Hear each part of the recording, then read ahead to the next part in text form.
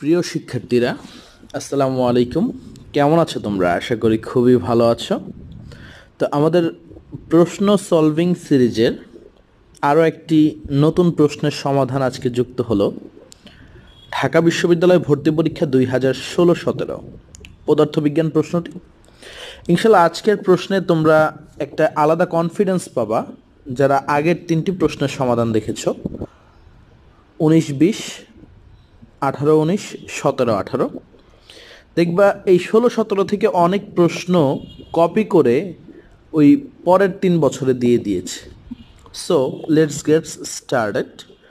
আমাদের প্রথম প্রশ্ন, যদি একটি স্থির তরঙ্গের তরঙ্গ দৈর্ঘ্য 40 সেন্টিমিটার হয় তবে দুটি পাশাপাশি সুস্পন্দ বা নিষ্পন্দ বিন্দুর দূরত্ব কত? এই প্রশ্নটা অনেকেই ভুল করেছিল। দেখো কি বলছে, স্থির তরঙ্গের, আমরা জানি স্থির তরঙ্গের সুস্পন্দ বিন্দু এবং নিষ্পন্দ বিন্দু তৈরি হয়। আবার আমি জানি এই প্রশ্নটা অনেকেই কনফিউজড হয়ে যায়, কারণ হচ্ছে সুস্পন্দ বিন্দু নিষ্পন্দ বিন্দুর দূরত্ব তার মনে থাকে না। ধরো আমি একটি স্থির তরঙ্গ আঁকি, অর্থাৎ এই তরঙ্গটা এখান থেকে যাত্রা শুরু করলো। ধরো এখানে একটি স্থির প্রতিফলক দিয়ে দিলাম বা একটা বাধা দিয়ে দিলাম, এইখানে বাধা পেয়ে সে আবার ব্যাক করলো। এর ফলে যে তরঙ্গটার সৃষ্টি হইল এটাকে আমরা বলি স্থির তরঙ্গ। তো এই স্থির তরঙ্গের একটু খেয়াল করো, এই যে এই বিন্দুগুলা যেগুলো আমি লাল কালি দিয়ে দিচ্ছি এগুলোকে বলা হয় নিষ্পন্দ বিন্দু, আর আমি যেগুলা নীল কালি দিয়ে দিচ্ছি এই বিন্দুগুলোকে বলা হয় সুস্পন্দ বিন্দু। আচ্ছা, আমি এখন একটা স্পেশাল টেকনিক তোমাদের শিখাবো যেন আর জীবনে সুস্পন্দ বিন্দু নিষ্পন্দ বিন্দুর দূরত্বে ঝামেলা না হয়। যতভাবেই প্রশ্নটা ঘুরিয়ে দেখ না কেন, তুমি যেন সবচেয়ে সহজ টেকনিকে পারো। তো টেকনিকটা হচ্ছে, তুমি একটু বাহ্যিকভাবে তাকালে দেখবা এদিকে আর এখন তরঙ্গ দেখবা না, এখানে 3টা সার্কেল দেখবা। কি দেখবা? 3টা সার্কেল দেখবা। তুমি শুধু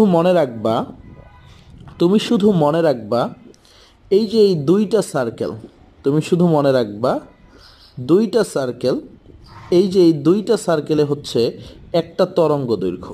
সবসময় মনে রাখবা 2টা সার্কেলে কি একটা তরঙ্গ দৈর্ঘ্য। ওকে, 2টা সার্কেল একটা লম্বা। তাহলে একটা সার্কেলে কি হবে ভাইয়া? একটা সার্কেলে হবে λ/2। অর্থাৎ তুমি আবারও মনে রাখবা, যদি কখনো একটা সার্কেল বলে তখন তোমার জন্য কি হয়ে যাবে, সেটা λ/2 হয়ে যাবে।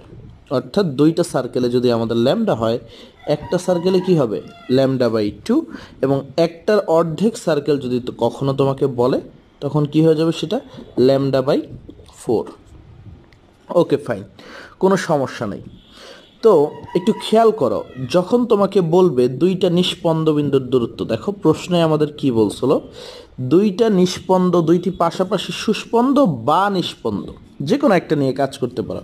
কারণ হচ্ছে সুস্পন্দ বিন্দুর দূরত্ব যা, নিষ্পন্দ বিন্দুর দূরত্ব তাই। একটু খেয়াল করো, যদি মনে করো আমরা এই একটা নিষ্পন্দ বিন্দু এবং এই একটা নিষ্পন্দ বিন্দু কনসিডার করি, তো 2টা নিষ্পন্দ বিন্দু মিলে কিন্তু আমাদের একটা সার্কেল তৈরি করছে, তাই না? এই একটা সার্কেলে আমাদের কি হয়, λ/2 হয়, কারণ আমরা পড়েছি 2টা সার্কেলে একটা ল্যামডা। তাহলে আমাদের 2টা নিষ্পন্দ বিন্দুর মধ্যকার দূরত্ব কত? λ/2। ওকে, পরবর্তীগুলা আমরা যদি বলে কখনো 3টা নিষ্পন্দ বিন্দুর দূরত্ব, তাহলে 2টা সার্কেল, তখন আমাদের অ্যান্সার হবে কি ল্যামডা। আচ্ছা যাই হোক, এই λ/2 এর মান বলে দিয়েছে 40 সেন্টিমিটার। কত বলে দিয়েছে? 40 সেন্টিমিটার। তাহলে ল্যামডা কত আমাদের? একটু খেয়াল করো,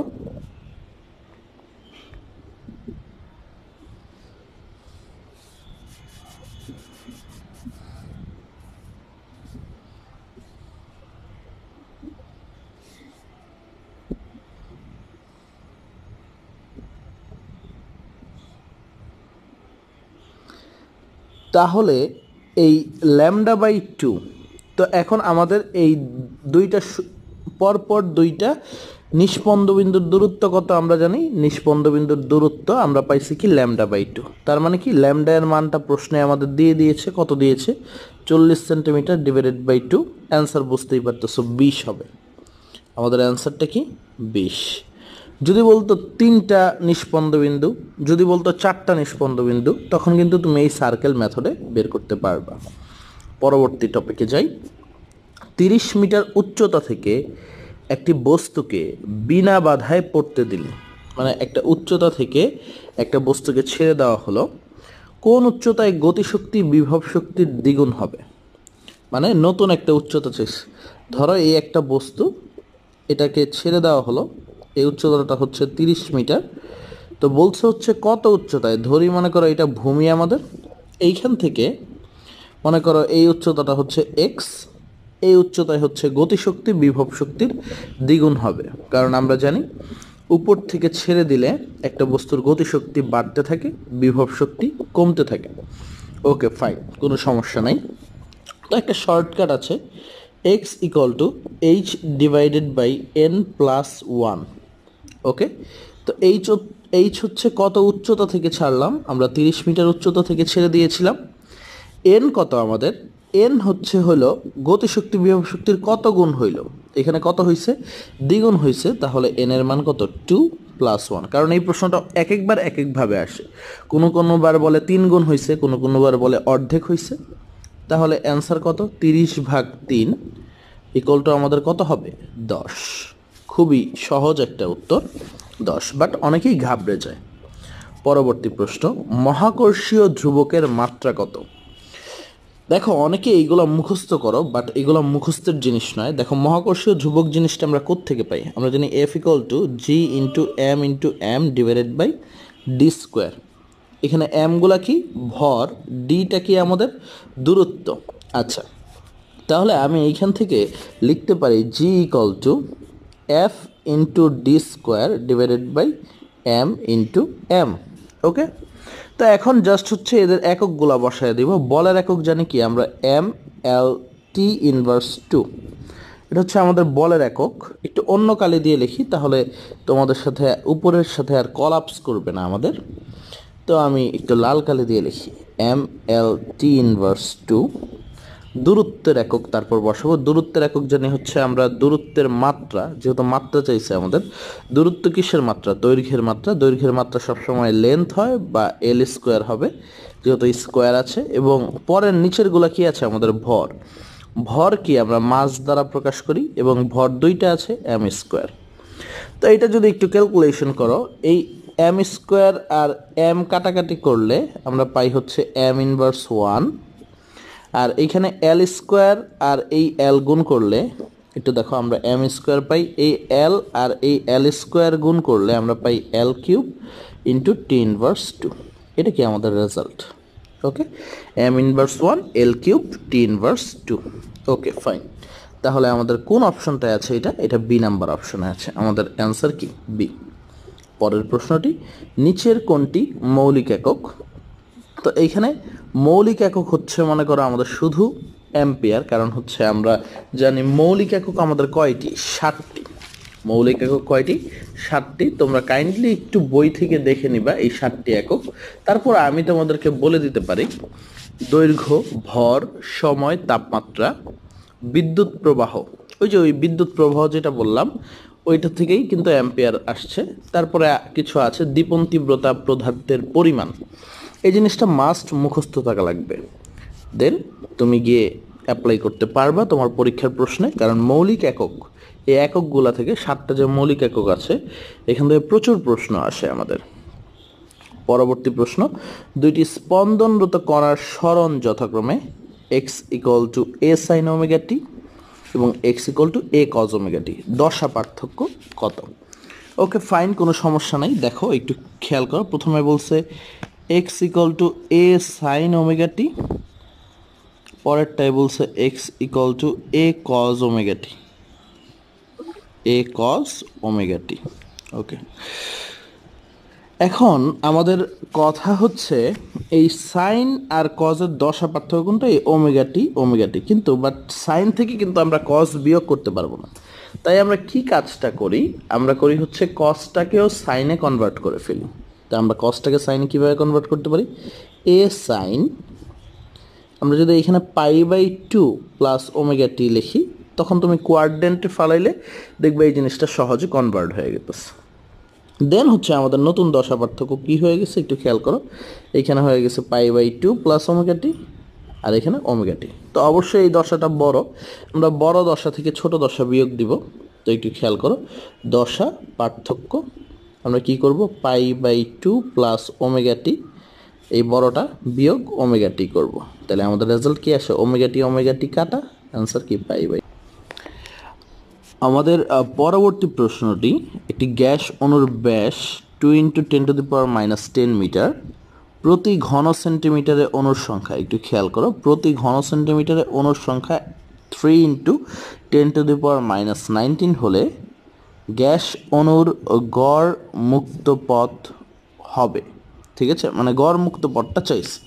তো গড় মুক্ত পথের সংজ্ঞা আমরা কি জানি, আমরা জানি ল্যামডা ইকুয়াল টু, আমরা কি জানি, lambda equal to 1/n pi r square বা ডি স্কোয়ার বলি আমরা, এটাকে কি বলি, ডি স্কোয়ার, মানে ব্যাসের square, n 1/n pi d square.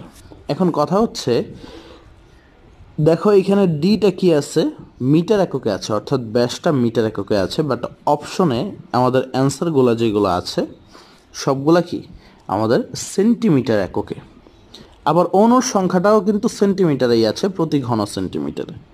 So আমাদের যে কাজটা করা লাগবে সেটা হচ্ছে এই ব্যাসটাকে আমাদের সেন্টিমিটারে কনভার্ট করতে হবে। তো দেখো ডি ইকুয়াল টু কী দেওয়া আছে, 2 × 10⁻10 মিটার দেওয়া আছে। এটাকে আমরা কি করতে পারি, 2 × 10⁻10 ইন্টু 100 দিয়ে যদি গুণ করি, 100 মানে 10 স্কোয়ার, তাহলে সেন্টিমিটারে কনভার্ট হবে। তাহলে দেখো 2 × 10⁻8 কী হয়ে যায়, আমাদের সেন্টিমিটার হয়ে যায়, সিম্পলেস্ট। এখন জাস্ট আমরা মানগুলো বসায় দিব, কি করব, 2 × 10⁻8 সেন্টিমিটার যে মানটা এবং বাকি যে মানগুলো আসছে সেগুলো বসায় দিব। এন এর মান কত, আমাদের এন এর মান হচ্ছে 3 × 10⁻19, ওকে, পায়ের মান হচ্ছে 3.1416, এবং আমাদের সর্বশেষে যে জিনিসটা আসে সেটা হচ্ছে মনে করো আমাদের ব্যাসার্ধ 2 × 10⁻8 ব্যাস, এটার স্কোয়ার আছে কিন্তু, ওকে। দেন হচ্ছে ক্যালকুলেশনের পালা। এই বিশাল ক্যালকুলেশন দেখে অনেকের চোখ কপালে উঠে গেছে, কারণ হচ্ছে এত বড় ক্যালকুলেশন ভাইয়া হাতে কিভাবে করব, সবার মনেই একটা প্রশ্ন, এত বিশাল ক্যালকুলেশন হাতে কিভাবে করব। ভয় পাওয়ার কারণ নাই, তোমাদের সাকিব ভাইয়া তোমাদের সাথে সব সময় আছে, ক্যালকুলেশন কিভাবে সহজ করা যায়। দেখো আমরা নিচের অংশে আগে আমাদের আজকে প্রথম টার্গেট হচ্ছে এই 10-এর পাওয়ারগুলোকে আমাদের সলভ করা। তো একটু খেয়াল করো, এটাকে সিম্পলিফাই করলে আমি পাই হচ্ছে এইখানে 3, এইখানে 3 ধরি এটাকে, এবং এটাকে যদি স্কোয়ার করি 2 দুগুণে কত হয়, 4। তো নিচে যেটা আসে পূর্ণ সংখ্যাটা আমি লিখে ফেলি, 3 তিরিকা 9 এবং 3 4 কত আমাদের 12 হয়, ওকে ফাইন। আর 10-এর পাওয়ারগুলো দেখো 10⁻19, আর এটা কি হবে, -16 হবে, কারণ মাথায় কি একটা স্কোয়ার আছে। তাহলে 19 - 16 লিখে দেয় একবারে, কারণ হচ্ছে আমরা সূচকের নিয়ম অনুসারে জানি এটা বিয়োগ হবে। তাহলে কি হবে, 10⁻3 হবে। তো এইখানে 10⁻3 রাখি, এটা যদি উপরে দিয়ে দেই নিচের অংশে আমাদের কিছু রাখা লাগবে না, তো আমরা কি লিখতে পারি, এখানে 10⁻³ লিখতে পারি, ওকে। তো এখন একটু খেয়াল করো, 10⁻³ লিখতে পারি, ও সরি আমার একটু গুণে ভুল হয়েছে, দেখো 3 তিরিকা 9 এবং এখানে তো 4 পাই, 4 নং কত, 4 নং হচ্ছে আমাদের 36 জানি আমরা, ঠিক আছে, 4 নং কত 36, বা 3 4 12, 3 12 36 জানি। তো আমার এখানে 36 বসানো দরকার ছিল, তাহলে জিনিসটা অনেকটা হেল্পফুল হইতো। তো এখন দেখো এই 36কে আমি কি করব, 3.6 বানাবো, 36কে কি বানাবো, 3.6 বানাবো। তো 3.6 বানাইলে এখানে একটা 10 গুণ করতে হবে, তো এই 10টা আমি উপরে দিয়ে দিব, তাহলে কি হবে 10⁻−1 হয়ে যাবে, এবং এইখানে আমি এই 10⁻³ এর জায়গায় 10⁻4 দিব। তোমরা একটু ধৈর্যের পরিচয় দিও, কারণ হচ্ছে যারা পারো ভালো, বাট অনেকেই আছে হাতে ক্যালকুলেশন বুঝে না, তাই আমি তাদের জন্য একটু স্লো বুঝাইতে স্বাচ্ছন্দ্য বোধ করি, ওকে। তো এখন দেখো এখানে 1 আছে, এখানে 3.6 আছে। তো এই 1কে আমি কি করব, 10 বানায় দিব। একটু খেয়াল করো, 1কে কি বানায় দিব, 10 বানায় দিব। ওকে, তাহলে এখানে 10⁻⁻5 করে দিতে হবে আমার। Okay fine. আমি যদি এই পজিশনে থাকতাম, আমি এখন অপশনের দিকে তাকায় নিঃসন্দেহে এটা অ্যান্সার দিতাম, সি নাম্বারটা। বুঝতে পারছো? কারণ হচ্ছে 10⁻5 একটা অপশনে আছে। তোমরা যদি দেখো 10⁻⁻5, 10⁻⁻5 কেবলমাত্র একটা অপশনেই আছে। কারণ আমার যেহেতু সব প্রসেস ঠিক আছে, তাহলে দেখো আমি আপেক্ষিকতা নীতি ফলো করে 3 অক্ষে 3, 3 তিরিকে 9 ধরি, বা এটা 3ই পাই, 3-এর কাছাকাছি কিছু একটা পাবো, অ্যান্সার সি। তো এইভাবে কিছুটা মনে করো ভ্যালু তোমাকে ধরে নিতে হবে, ধরে ক্যালকুলেশন প্রসেসটা আগায় নিতে হবে। তো তুমি যদি একেবারে এক্সাক্ট ইকুয়েশনটা চাও তাহলে তুমি কিন্তু পারবা না। পরবর্তী প্রশ্ন, একটি পাথরকে 4.9 মিটার পার সেকেন্ড বেগে সোজা উপরের দিকে নিক্ষেপ করা হলো। কত সময় পরে পাথরটি ভূপৃষ্ঠে ফিরে আসবে? কত বেগে পাঠানো হয়েছে? 4.9 মিটার পার সেকেন্ড বেগে। তো সিনারিওটা একটু দেখো। ধরো এই ভূমি, এইখান থেকে একটা পাথরকে নিক্ষেপ করা হয়েছে, এটা গিয়ে আবার ভূমিতে ফিরে আসছে। অর্থাৎ দুইটা জিনিস চাইছে, এটা উত্থানকাল এবং পতনকাল, তার মানে হচ্ছে পুরোটা পর্যায়কাল। তো আমরা জানি T equal to 2u divided by G. তো একটু খেয়াল করো, ইউ এর মান কত? 4.9, তাহলে 2 × 4.9 ডিভাইডেড বাই 9.8। এখন কথা হচ্ছে এই 2 × 4.9 গুণ করলে আমরা কি পাই? 9.8। এই জিনিসটা তো মনে মাথায় রাখা লাগবে। 4.9কে 2 দ্বারা গুণ করলে আমরা কি পাই? 9.8। এই 9.8, এই 9.8 কাটা, রেজাল্ট কত আমাদের? 1। পরের প্রশ্ন, বেগ হচ্ছে, তো বেগ কি? বেগ হচ্ছে আমরা বলি হচ্ছে সরণ বনাম সময় লেখচিত্রের ঢাল। তো কিভাবে আসে? কারণ হচ্ছে আমরা বেগ কিভাবে পাই? আমরা যদি সরণকে ডিফারেন্সিয়েশন করি তাহলে কি পাবো? বেগ পাবো সময় সাপেক্ষে। তো এই কারণে আমরা বলি হচ্ছে বেগ হচ্ছে সরণ বাই সময় লেখচিত্রের ঢাল। তো আমাদের অ্যান্সার কি হবে? সি হবে। ওকে, সরণ সময় লেখচিত্রের ঢাল। পরবর্তী প্রশ্নটি, 0 ডিগ্রি সেলসিয়াস তাপমাত্রায় 273 কেজি বরফকে 0 ডিগ্রি সেলসিয়াস তাপমাত্রায় পানিতে রূপান্তর করা হলো। অর্থাৎ বরফকে কোথায় রূপান্তর করা হয়েছে? পানিতে। অর্থাৎ এন্ট্রপির পরিবর্তন কত? বরফ গলনের সুপ্ত তাপ দিয়ে দিছে। তো এইখানে কি চাইছে? এন্ট্রপির পরিবর্তনটা চাইছে আমাদের। একটু খেয়াল করো, এন্ট্রপির পরিবর্তন। তো আমরা এন্ট্রপির পরিবর্তন জানি হচ্ছে dq ইকুয়াল টু এন্ট্রপির পরিবর্তন আমরা ds ইকুয়াল টু কি জানি? dq divided by t। আবার dq কে আমরা এইখানে লিখতে পারি, যেহেতু মনে করো বরফটা গলে গেছে, অর্থাৎ বরফ গলনের আপেক্ষিক সুপ্ততাপ, অর্থাৎ mLf দ্বারা প্রকাশ করতে পারি। কি দ্বারা প্রকাশ করতে পারি? mLf দ্বারা প্রকাশ করতে পারি ডিভাইডেড বাই টি। তো আমার এইখানে m এর মান কত একটু খেয়াল করো, 273 কেজি। তো আমি বসায় দিই 273। ওকে, LF এর মান দিয়ে দিচ্ছে 3.36 ইন্টু 10⁵। আমি লিখে দিই 3.36 ইন্টু 10⁵। ওকে, পরেরটা দেখো। পরেরটা হচ্ছে আমাদের টেম্পারেচার দিচ্ছে 0 ডিগ্রি সেলসিয়াস তাপমাত্রা, অর্থাৎ টেম্পারেচারটা আমাদের সবসময় কেলভিন এককে নিতে হবে। আমি এইখানে লিখবো 273 কেলভিন। তো বুঝতেই পারতেছো তোমরা অলরেডি রেজাল্টটা কি? 273 কাটা আমাদের কি থাকে? 3.36 ইন্টু 10⁵ জুল পার কেলভিন। এই হচ্ছে আমাদের অ্যান্সার। পরের প্রশ্নটা, একটি তামার তারের দৈর্ঘ্য 2 মিটার এবং ব্যাস 5 মিলিমিটার। যদি তারটির দৈর্ঘ্য দ্বিগুণ ও ব্যাস অর্ধেক করা হয়, তারটির আপেক্ষিক রোধের কি পরিবর্তন ঘটবে? খুবই মজার একটা প্রশ্ন। আপেক্ষিক রোধের কি পরিবর্তন ঘটবে? আসলে বলতে গেলে আপেক্ষিক রোধ জিনিসটা তাপমাত্রার উপর নির্ভরশীল।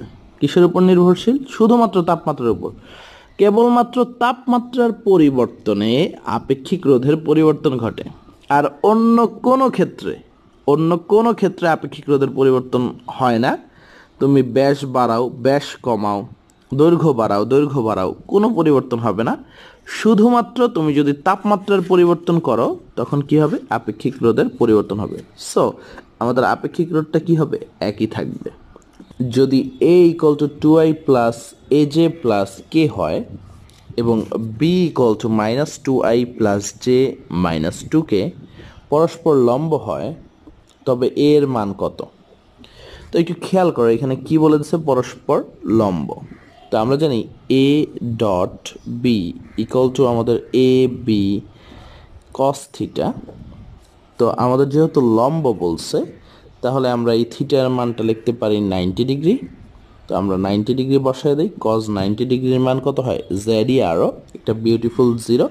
তার মানে টোটালটা আমাদের কি হয়ে যাবে? জিরো হয়ে যাবে। তাহলে a dot b equal to zero লিখতে পারি। এখন দেখো আমরা কি করব, a ডট বি এর মানটা বের করব। যেহেতু আমাদের a এর মানটা বের করতে বলছে, তা আমরা কি করব, 2 এর সাথে এই মাইনাস 2 আইটা গুণ করব, কারণ আমরা জানি আই এর সাথে আই এর গুণ হয়। তাহলে -4 প্লাস এ প্লাস জে, তো প্লাস এ আর হচ্ছে প্লাস কে মাইনাস 2k, তো -2 ইকুয়াল টু 0। তো আলটিমেটলি আমাদের a ইকুয়াল টু কি আসে? a minus 6 equal to 0 and finally a equal to আমাদের কি আসে? 6 আসে। একদম ইজিয়েস্ট একটা জিনিস, সিম্পলেস্ট, কোনো ঝামেলা নাই, ঝুট ঝামেলা ছাড়া পড়ালেখা। পরবর্তী প্রশ্নটা, 127 ডিগ্রি সেলসিয়াস এবং 27 ডিগ্রি সেলসিয়াস তাপমাত্রার মধ্যে কর্মরত একটি কার্নো ইঞ্জিনের কর্মদক্ষতা কত? তো কার্নো ইঞ্জিনের কর্মদক্ষতা আমরা জানি eta equal to 1 minus T2 divided by T1 into 100%। এখন কথা হচ্ছে আমাদের T1 কোনটা হবে, T2 কোনটা হবে? T1 হচ্ছে আমাদের 127 ডিগ্রি সেলসিয়াস তাপমাত্রা এবং T2 হচ্ছে 27 ডিগ্রি সেলসিয়াস তাপমাত্রা। তো আমরা যদি মানগুলা বসাই, একটু খেয়াল করো, আমরা জানি অবশ্যই কেলভিন এককে মানগুলো বসাইতে হবে। 1 মাইনাস T2 কত? 27 ডিগ্রি সেলসিয়াস, মানে 273-এর সাথে আমার 27 যোগ করতে হবে, যোগ 27, আলটিমেটলি আমাদের 300 কেলভিন হয়। এবং নিচে হয় 127, মানে কি আরও 100 যোগ, তার মানে 400 কেলভিন ইন্টু 100%। এখন কথা হচ্ছে ক্যালকুলেশনের পালা। একটু খেয়াল করো, ক্যালকুলেশনটা আমরা করি। যেহেতু আমি গরিব মানুষ, আমার জায়গা কম, তাই আমি একটু মুছেই নিলাম তোমাদের জন্য। তো একটু খেয়াল করো, তো আমি যদি 400 লসাগু নেই, 400 বিয়োগ 300 হয় আমাদের। তো 400 বিয়োগ 300 ইন্টু 100%। ওকে, এখন দেখো আমাদের রেজাল্টটা অনেকটা কাছাকাছি এসে বসছে। এই শূন্য এই শূন্য এই শূন্য এই শূন্য কাটা, 400 থেকে 300 বাদ দিলে, ঠিক আছে, 400 থেকে 300 বাদ দিলে আমাদের কত থাকে? 100। 100 ভাগ 4 ইকুয়াল টু কত? 25%। এটা কি আমাদের রেজাল্ট? আমাদের অ্যান্সারটা কত তাহলে? 25%। পরবর্তী প্রশ্নটা, বৈদ্যুতিক ফ্লাক্সের একক কোনটি? তো বৈদ্যুতিক ফ্লাক্সের একক বের করব আমরা কিভাবে, এইটা হচ্ছে আমাদের প্রশ্ন। তোমরা একটু 30টা সেকেন্ড চিন্তা করো, বৈদ্যুতিক ফ্লাক্সের একক কি হইতে পারে? অ্যান্সার এ হইতে পারে, নাকি অ্যান্সার বি হইতে পারে, নাকি অ্যান্সার সি হইতে পারে, নাকি অ্যান্সার ডি হইতে পারে? আশা করি তুমি চিন্তা করে কিছুটাই আন্দাজ করতে পারোনি, কারণ বৈদ্যুতিক ফ্লাক্সের সূত্রটাই তুমি ধরতে পারছো না। তো আমরা বৈদ্যুতিক ফ্লাক্সের যদি সূত্র লিখি, একটু খেয়াল করো, এই হচ্ছে ফাই বৈদ্যুতিক ফ্লাক্স। যাক, আমার হাতের লেখা খুবই বাজে। তো ফাই ইকুয়াল টু আমরা জানি হচ্ছে q divided by epsilon not, q divided by epsilon not. তো আমরা কিউ এর একক জানি হচ্ছে চার্জ, চার্জের একক কুলম্ব, আর এপসাইলন নটের একক হচ্ছে coulomb square Newton inverse 1, and finally আমরা পাই হচ্ছে মিটার ইনভার্স 2। কি পাই? Metre inverse 2। ওকে, এটা যদি তুমি ক্যালকুলেশন করো, একটু খেয়াল করো কি হবে, একটু কমন সেন্স কাটাও। এই কুলম্ব স্কোয়ারটা উপরে গেলে এই কুলম্বের সাথে কাটাকাটি হয়ে কুলম্ব ইনভার্স 1 থাকবে। নিউটন ইনভার্স 1টা উপরে গেলে নিউটন হয়ে যাবে, মিটার ইনভার্স 1টা উপরে গেলে মিটার স্কোয়ার হয়ে যাবে। তো আমাদের অ্যান্সার কি? Newton metre square coulomb inverse 1, মানে অ্যান্সার এটা, newton metre square divided by coulomb, মানে কুলম্ব ইনভার্স 1।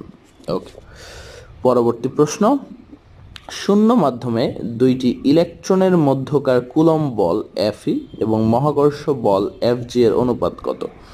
এই জিনিসটা আমি তোমাদেরকে আগের লেকচারগুলোতেও দেখাইছি, তারপর আবারও দেখাইয়া দিচ্ছি।